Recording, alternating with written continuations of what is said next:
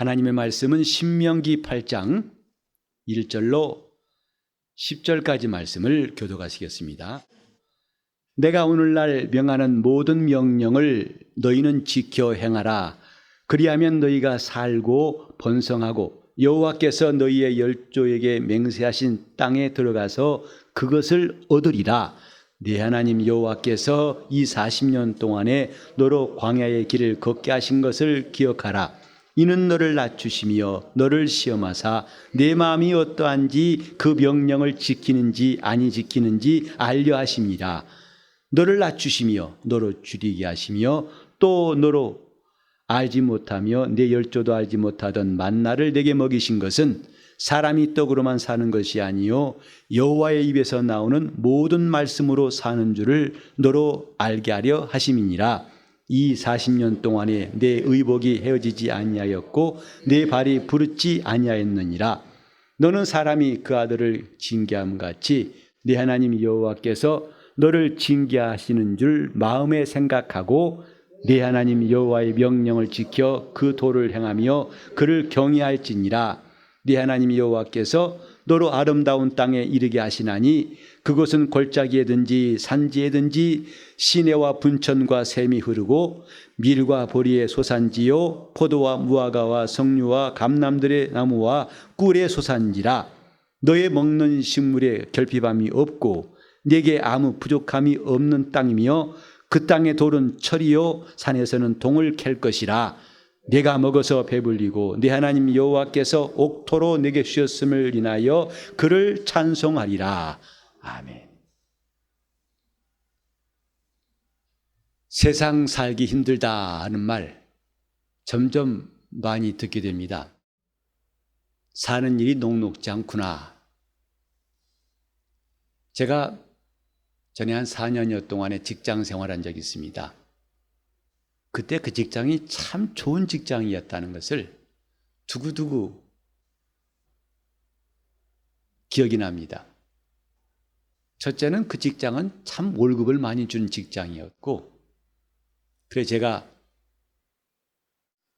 군 제대한 다음에 백수로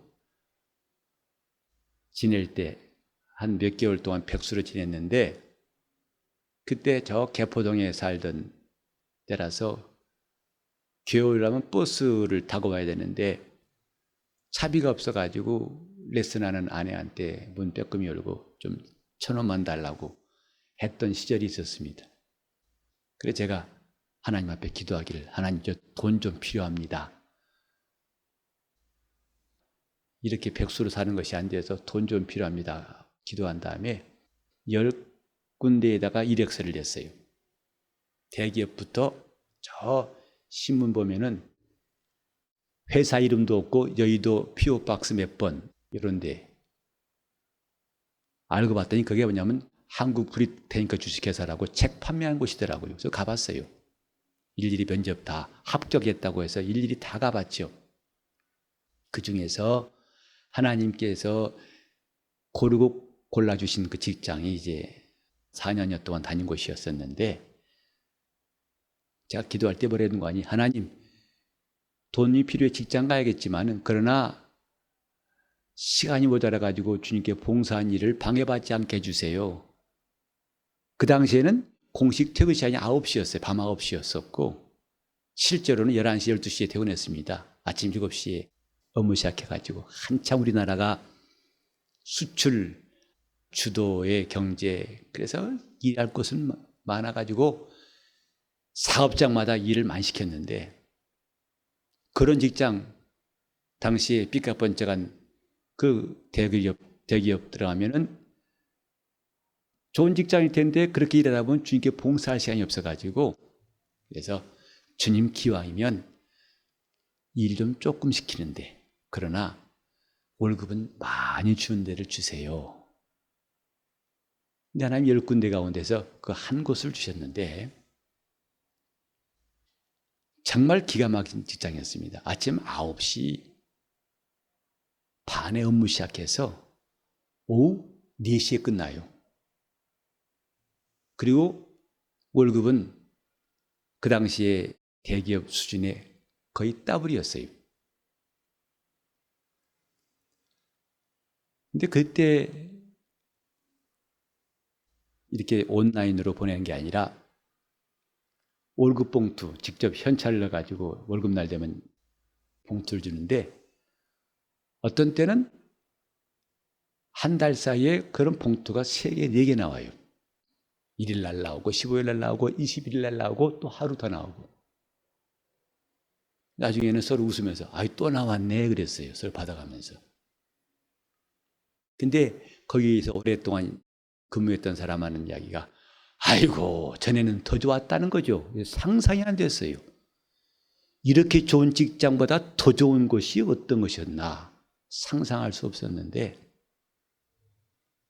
점점 세월 지날수록 한 번도 그때보다 더 좋아졌다는 말을 들어본 적이 없어요. 점점 경제는 힘들어지고 점점 신음소리가 나오고 힘들다 힘들다.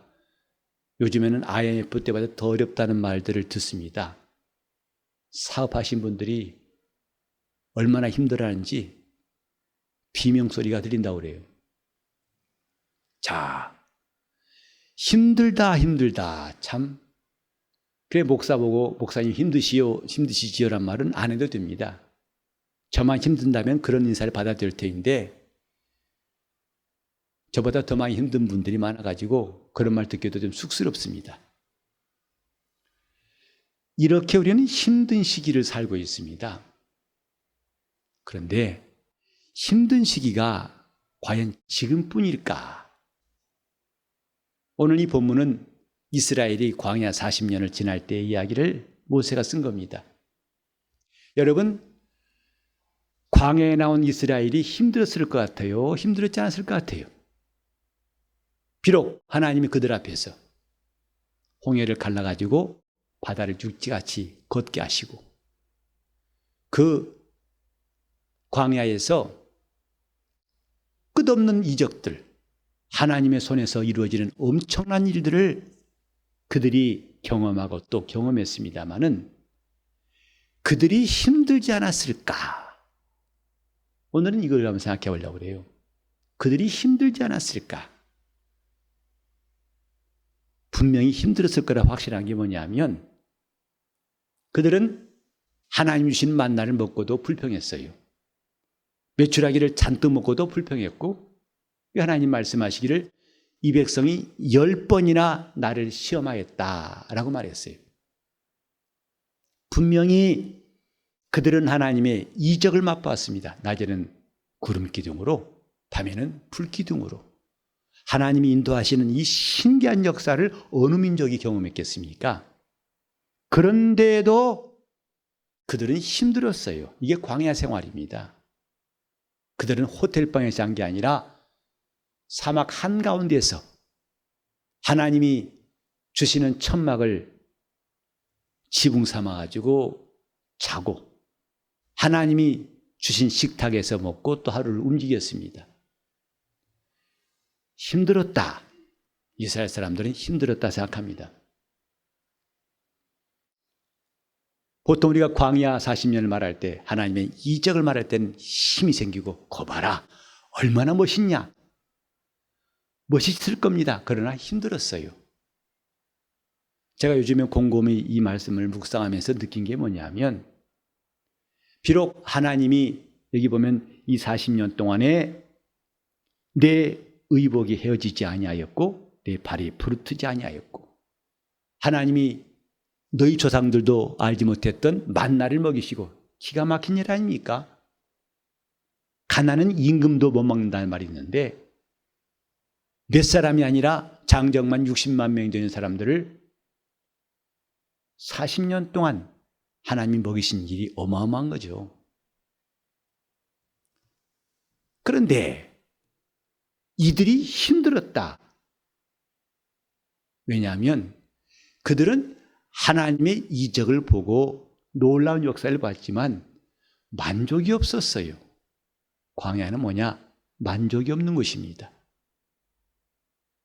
우리 성도들도 신앙생활하면서 때로는 하나님이 병에서 고침받게 하시고 또 오랫동안 기도한 것에 대해서 응답하셔서 많은 간증을 합니다. 그러나 또 금세 피곤해집니다. 그런 일들이 매일매일 있으면 좋겠는데 있다가 또 한참 만에 힘들어지고 또 괴롭고. 정말 이스라엘의 40년 광야 생활은 우리 신앙생활과 흡사하다고 할 수 있어요. 광야, 사람이 살 수 없는 환경 맞습니다.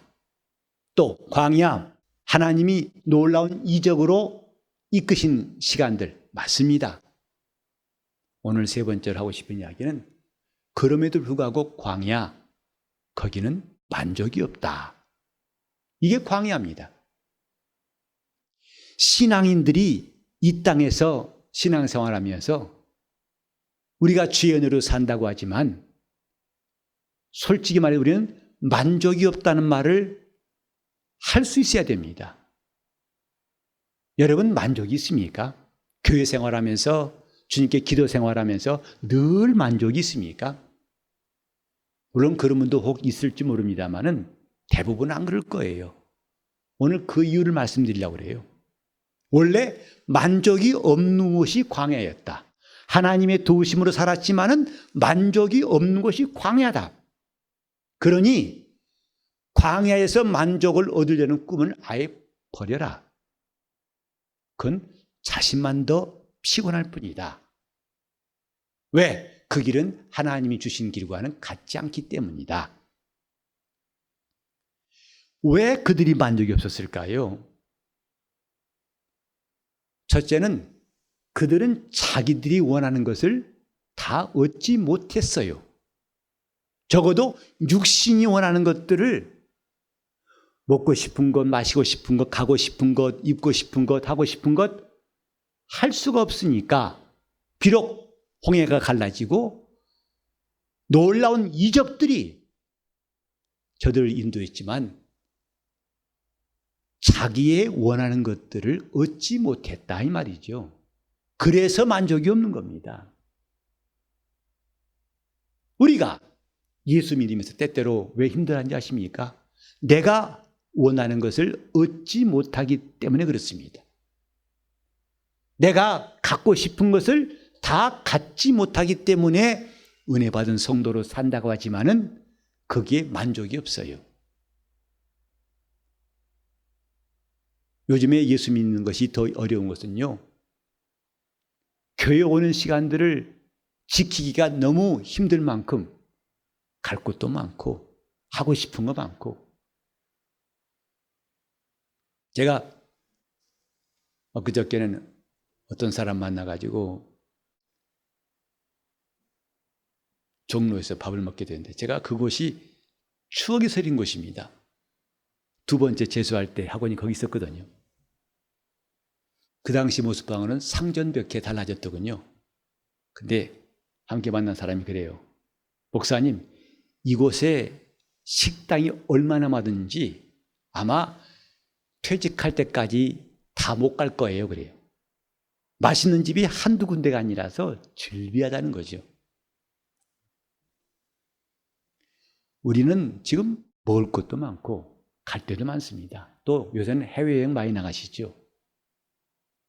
얼마나 좋은 데에 많은지 이 TV로 소개하는 데 보면 가고 싶다 마음이 생길 만큼 그런 것이 참 많습니다. 심지어는 우리나라에도 가볼 만한 것이 꽤 많아요. 이 서해안의 무인도도 요새는 관광지가 되어 있더군요. 아무도 없는 그곳에 1박 2일 동안, 2박 3일 동안 가서 아무에게도 방해받지 않고 그런 관광을 하는 것을 제가 본 적이 있어요. 자, 예수를 믿는 시간을 확보하는 것이 주님께 봉사하고 주님께 순종하는 것, 하늘나라를 위해 사는 것을 지키기에 참 어려운 시간들. 물질의 궁핍함뿐만 아니라 우리 마음도 주를 향해서 풍성해야 할 터인데 자꾸 마음이 좁아질 수밖에 없는 환경들.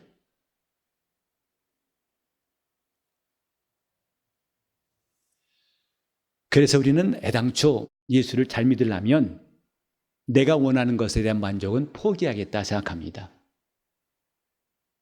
이건 환경뿐만 아니에요. 내 주위에 있는 조건들, 내가 이 사람은 이렇게 해줬으면 좋겠고 저 사람은 저랬으면 좋겠고 이런 원하는 것도 포기하는 게 낫겠다. 그게 신앙생활 하는데 도움이 되겠다 생각합니다. 광야는 자기가 원하는 것을 얻지 못하는 것이에요. 더 배우고 싶고 더 가고 싶고 더 느끼고 싶고 많지요. 그러나 그것들을 다 채우면서 예수를 잘 믿기는 어렵습니다. 그것들을 다 내가 누리면서 주를 따라가기는 아예 불가능하다고 생각해야 됩니다.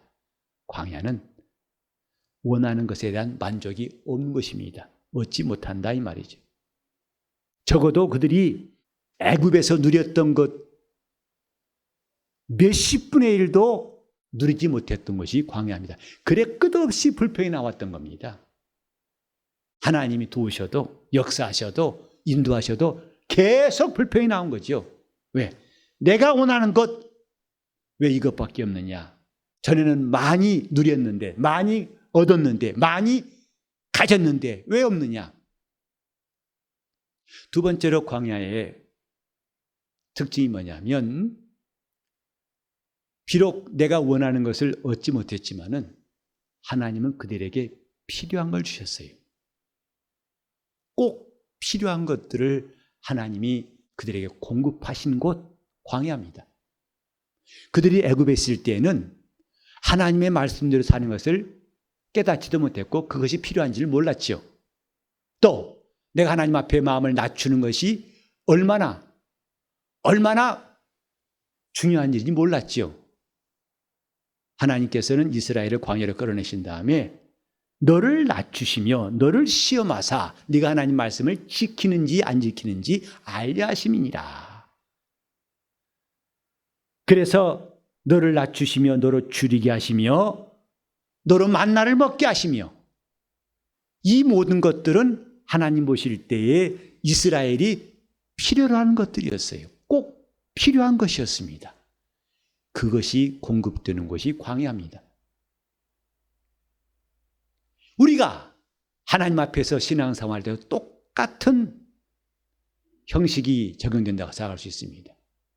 영적 생활은 내가 원하는 것을 얻고자 하는 것이 아니고 하나님이 필요로 하시는 것들을 내가 얻는 것이다. 그것이 예수를 제대로 믿는 것이다.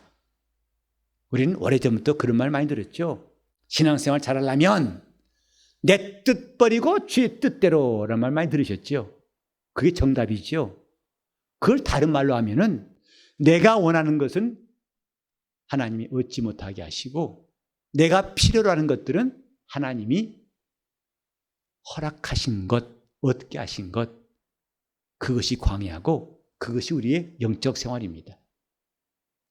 이 본문에 보면 참 언뜻 이해가 안 가는 말씀이 있습니다. 제가 설교를 하게 된 동기도 이 구절 때문에 한 것인데 여기 보면은 3절에 너를 낮추시며 너로 줄이게 하시며 또 너도 알지 못하며 내 열조도 알지 못하던 만나를 내게 먹이신 것은 이 3절에 두 가지의 서로 상반된 말이 나와요. 하나는 뭐죠?